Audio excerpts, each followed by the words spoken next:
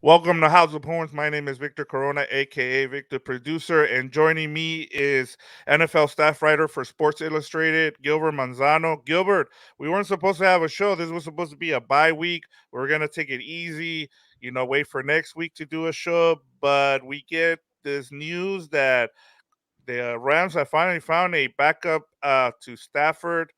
What are your thoughts? Yeah, better late than never, and it's kind of like typical Rams. Even if they're winning or losing, they like to make some noise, some news. And last year when they were terrible, it kind of felt like okay, let's start cruising now to 2023.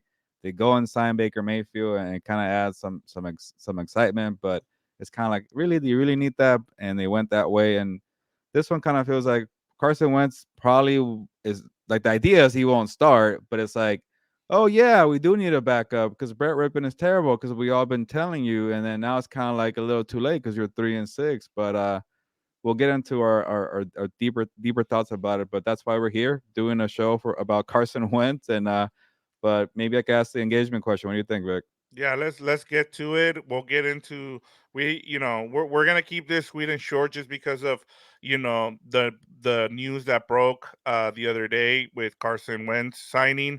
Also, we're gonna talk a little bit of a bye week, kind of looking ahead of the second half. We're actually at the official halfway point of the season, so we'll give you guys our thoughts on the first half, and then we'll look ahead to the second half. And then, as Gilbert just said, we have an engagement question. So go ahead and kick us off, Gilbert. Yeah, it's an obvious one. Before we give you our thoughts on Carson Wentz, we want to hear from you. That's the way we do it at House of Horns. We want to be engaging, getting people involved. And as always, if you're listening to the audio on Spotify or Apple Podcasts, get over to the YouTube if you can and drop a comment. And here's the engagement question of the week, even during bye week. Just give me your thoughts on Carson Wentz signing. Do you agree with me? It's a little late. What's kind of the point here? I will obviously give you more details about my feelings here. Same thing with Victor, but I just want to hear your thoughts. And is it late? Is it just right? Did you feel like Brett Rippon needed to get a chance because Rippon has been in the building? He's confident, or he was confident. He knew the playbook, so you got to give the guy a chance, and he struck out, and then you move on. Maybe you're one of those people. I don't know why, or you just kind of feel like, I don't really care. The whole idea is that Matthew Stafford needs to be healthy. If he's not healthy, good luck. Yeah, and I mean that's a great way to kind of segue into the news that broke. As I said, I was a bit surprised by it that Carson Wentz was signed as a backup. I know kind of getting into the Carson Wentz deal of it, like his part of this situation was I know he's been on the street. He's been ready to go for since training camp. And I think part of the reason that teams kind of stayed away from him is because I think there was a thought there, Gilbert, that he wanted to be a starter. He still believed that he should be a starter. And I think maybe he finally gave in to the fact that, hey, the only way you're going to get a job now is going to be as a backup. What do you think happened there? Let's start with the Wentz part of this, and then we'll get into the Rams part of it. Yeah, I'm sure that the idea was like, hey, maybe an injury could occur during training camp, and then people will call me up. And actually, injuries did occur. Like, Aaron Rodgers wasn't available after week one, and nobody wanted to, sign up Carson Wentz. And I think once you realize that, even though injuries are occurring, like even when Kirk Cousins got hurt, not too long ago, they went and got and traded for Joshua Dobbs, and he's probably thinking like what the heck? Like I'm ready, I'm here, I'm a number 2 pick of the 2016 draft. I started for the Eagles, Commanders, and the Colts. And he's probably thinking, all right, I gotta look in the mirror and say, okay, why are people not seeing me as a starter quality? I gotta take an opportunity. And it's kind of like what happened with Baker Mayfield a year ago. He kind of said, you know what? Yeah, I'm not doing well. I got to take whatever I can, and he took it. I know it's a different situation because he knew Stafford won't be coming back. I know Wentz has an idea that Stafford will be back, but looking at Stafford's track record, he can't stay healthy, and maybe that's opportunities for Wentz. Okay, you know what, that guy, might give me opportunities when before the season's over. So I think he went that route, and the thinking I think that maybe Wentz took a while to realize, like he had a bunch of turnovers and with the Commanders and the Colts. He was a little reckless. Sometimes his accuracy was off, and then he couldn't stay healthy. That was his issue too. Like he had a bunch of injuries, and then he took a bunch of bad sacks. Like we know the story. Ever since he tore his knee with the against the Rams, right? Of the Ironically, Coliseum, yeah. yeah, and it was an MVP type season, and I forget what year. I think it was 2017. He was playing well, and then ever since that, like he kind of just nosedive. He couldn't really regain his confidence. I don't know what happened with the injury there, but he just kind of like I think he has that mindset like I gotta make the most of this opportunity, and maybe that lets him that kind of led to the poor play of just overthinking, doing a little too much, trying to play hero ball, and it really cost him. But it must be difficult for the guy because he was a number 2 pick, and now he has to kind of wait around for a job, and it probably took him a while to realize it. And it happens to some people in that situation. Yeah, and you go back and you look at his career at as you pointed out, the first year and a half of his career, he's looking like he's going to be the next big thing for the Eagles. He's they're doing well again, and all of a sudden he has that injury, and then he's never able to regain it. And as you pointed out, he kind of reminded me of a mini Josh Allen without the results. Yeah, And and I think he just ended up taking way too many hits, too much pounding, and his body just wouldn't let him do the things that he was able to do those first 2 seasons. And I think now it's a good situation going coming to the Rams, just knowing that he's going to be a backup. He can learn from it.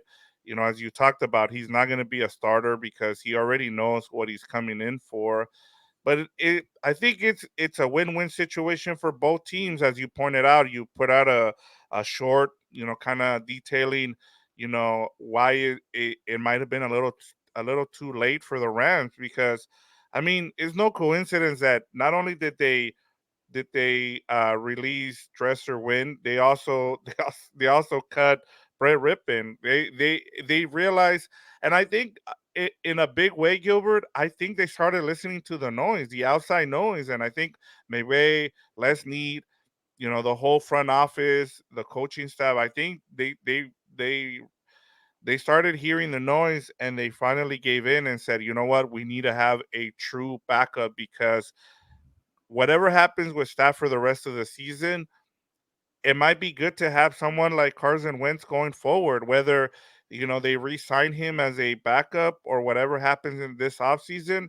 It at least gives you somebody to have going forward as a backup because you can't count on what's his name coming back, your fourth round pick. yeah.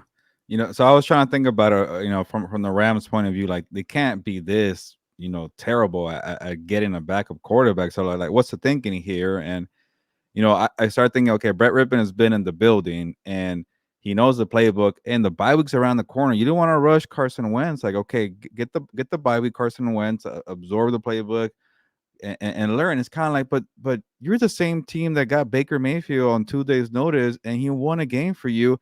And then Josh Dobbs does it on the same weekend. They're trotting out Brett Rippon. So I'm like, that excuse doesn't really fly to me. And then the other part of it too is like, okay, if you could say, hey, you know what, we've been evaluating this guy, he's been in practice every day, we trusted it. And I'm like, well, that what's wrong with your eyes? Your scouting department, like you guys are the one that watch this guy every day, and you thought that was going to be your best option to roll in and play at Lambeau Field when you're still technically alive. Like, it would have been so much better to be, what is it, 4-5 until a bye week, but now you're 3-6 and you're playing. I don't want to say major catch up because you can still get that 7 seed, but it's a lot of work to do. You're playing the Seahawks, and I know they beat them once, but it's gonna be tough to do it again. And that was a golden opportunity to kind of give yourself more hope, and they wouldn't do it. So it's either you weren't looking at the right thing in practice. You kind of forgot that last year Baker Mayfield didn't need a full 2 months or 3 months in your system. Like you could win games on the fly. Like Kevin O'Connell, Sean McVay's friend, just did that. He was masterful with the communication and the headset with Joshua Dobbs, and you're telling me you couldn't do that, Sean McVay? So it looks bad on that part. And I had a couple people tell me, well, like, he needed to give Brett Rippon a chance. And I'm like, I think if you're watching practice, you probably could tell that, Rippon's probably not a guy. He won't even give you mobility. Like, at least Wentz could kind of move around a little bit with his legs. Yeah. That kind of offers a little bit more there. But the biggest thing to me, Vic, is like, you already knew Stetson Bennett wasn't gonna come back, and somebody on TikTok was trying to make it seem like I didn't know about Stetson Bennett's like story. I'm like, yeah, I know he's not in the building. That's why I'm like, why couldn't you have Brett Rippon, Carson Wentz at the same time for the last 2 months, and you have the emergency quarterback option now? Like it's not even a problem anymore. So it's like I can't see it. Besides maybe Lesney being, you know what, I'm not really trying to win this year. We're trying to get a better pick. And Sean McVay could be in his ear saying, "Dude, give me somebody. I got a coach here." And he's like, I'm telling you, we gotta be patient. We gotta do what we gotta do with the guys we have. Just tough it out for 2023. I just don't get what's going on behind the scenes, and now it's kind of like, why are you doing it now? And is it like, Stafford maybe is not ready to go, or it's kind of like, you know what? Yeah, we messed up here, so let's just have Wentz here. So everything around here, I can't find a thing to justify it. Yeah, and I think what makes this even worse, Gilbert, is the fact that you've given fans hope. And I understand we're in Los Angeles. You're trying to compete, as I always say, with the Lakers, the Dodgers, they're the Kings, all the other teams. You're trying to compete for headlines. And the problem is that you have the COO come out and say, "Oh no, we're going to compete this season," and then you're giving mixed messages to your fans, and then you get, Puka Nakua has a great start to the season, and so you start 3-3, and you're like, "Okay, we're feeling good about ourselves.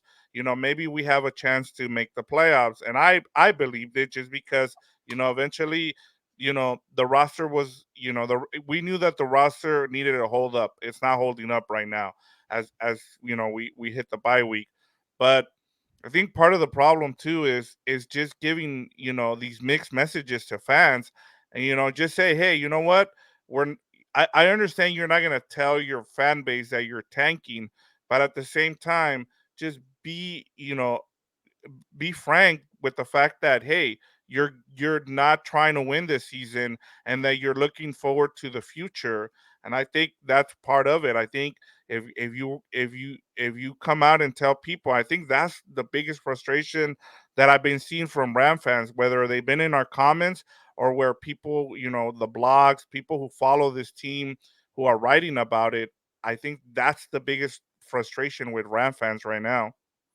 Yeah, I get that you maybe have to write a letter to the season ticket holder because they're probably wondering what the heck kind of season is this, but maybe choose your words a little careful, and I don't know, like it's tough to say, okay, who's tanking or who's not, but like we all know that like this is gonna be like a restart year, right? Like sometimes you get lucky and you're a year ahead of schedule, and it seemed like they were gonna be, and it just didn't work out. And Vic, I don't know you want to segue to this before we have to head out here, but it's Yeah. just the offense has been horrendous. The coaching has been terrible, and I think this is the week 10 bye week here that the Rams need to figure out what's going on. And let's hope that Stafford is ready to go and he's able to grip a football. I just saw that Justin Fields, couldn't play Thursday night football because he still can't grip a football. It might take longer. Like he has the same injury, right? Or maybe it's a different Yeah. finger. One's a thumb and one's a pinky, or I forget what it is. Middle finger. I actually forgot.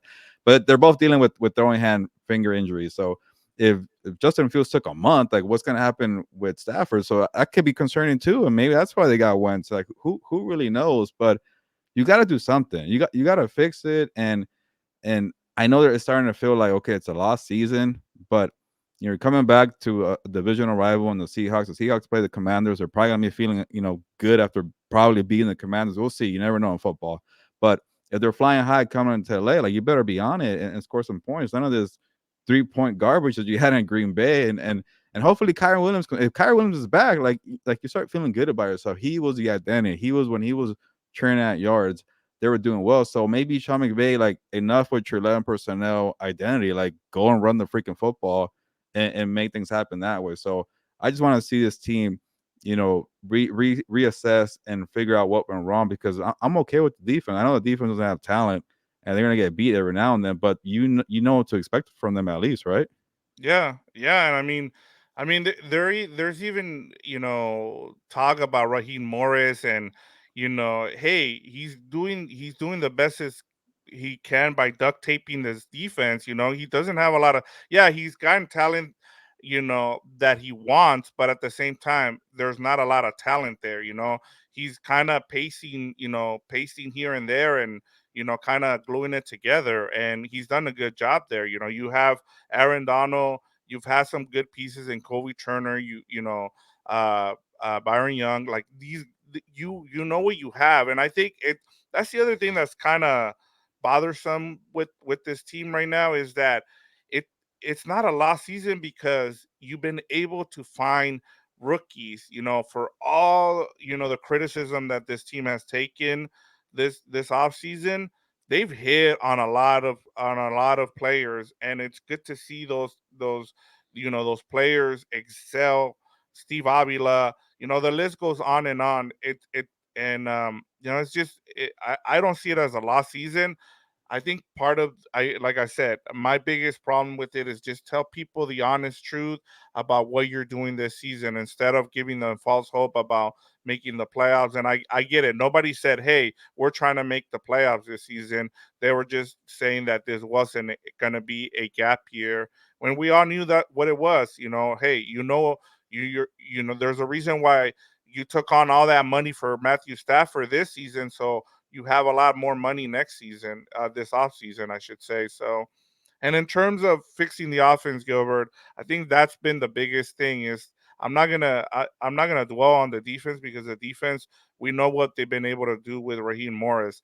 On the offense, there's talent. There's Puka Nakua. There's Cooper Cup. You have I get that there's been injuries along the offensive line, but it's way better than what we saw last season, where you had a rotating offensive lineman, and you've been able to find some, whether it's been in the draft with Steve Avila, with Kevin Dotson. I mean, you've been able to find some pieces here. I think your number one priority as you go forward, and I know everybody's already looking forward to the draft, and they're like, well, we're right now the Rams, if the season ended today, they would have the number 6 pick, and everybody's like, well, let's go get a quarterback. And for me, it's like, look, go fix your left tackle before you bring in Yeah. you draft your quarterback. So I don't know what your thoughts are on that, Gilbert.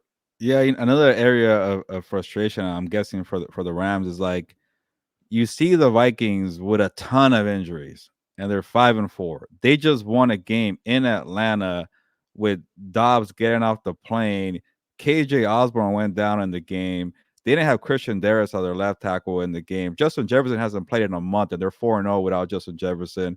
Cam Akers tore his Achilles again. That sucks for him. He did it with the Rams, so we'll see what happens with him. But like a ton of injuries for the Vikings, and Kevin O'Connell is finding a way.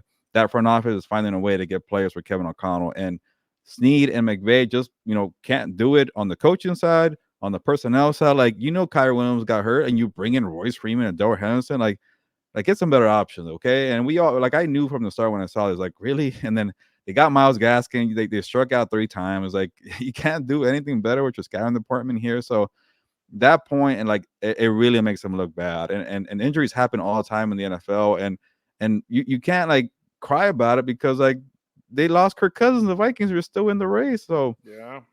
I don't know. Like I'm seeing all these other teams making it work, and you know, like I just saw the Commanders without Montez Sweat and Chase Young, and they still win the game. I know it's the Patriots, but it's still like the Patriots are the Packers, and they still won the game. So it's Yeah. just all these excuses for from the Rams side, and it's like. And maybe they're not making excuses. I get they're frustrated, but it's like you got to do better, and I think that's the frustrating part all around. It's like it's like it could have been so much better. Like you could have really been a year ahead. So but if they don't change anything, like maybe the Carson Wentz kind of feels like, yeah, we're gonna try now. It's like that's why I say like it feels like a little too late.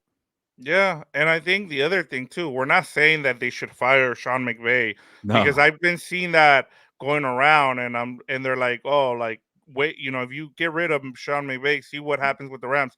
Nobody's saying that. I think he needs to, you know, do better as a coach. Like his game management has he's really struggled with a lot of areas this season, and it's fair to criticize him. Like nobody is saying go and fire him, but I think that's part of the frustration from Ram fans is this was something you at least expected to be good this season, and it hasn't. And as you pointed out, you cannot keep making the same excuses. I was like, oh well, it's injuries. Well, we have a young team. No, like you saw the at the beginning of the season what this team is capable of, and not to be able to execute, especially the last 3 weeks, has has been truly frustrating for this team.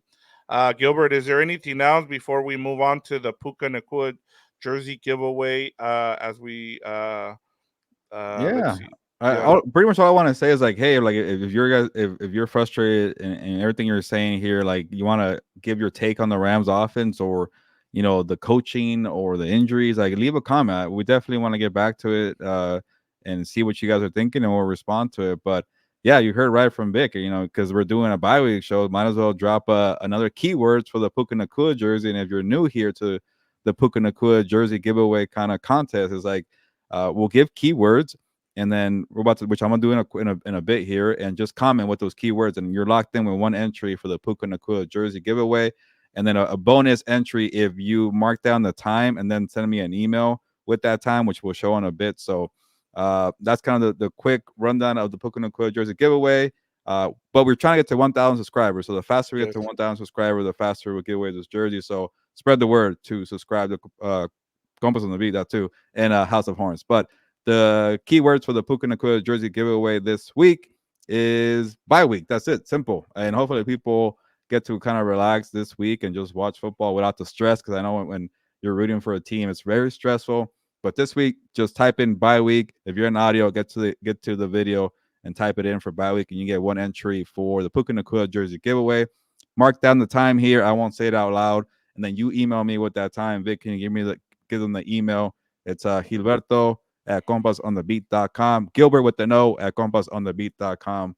And I'll give you an extra entry there. So, yeah, that is a Puka Nakua jersey giveaway.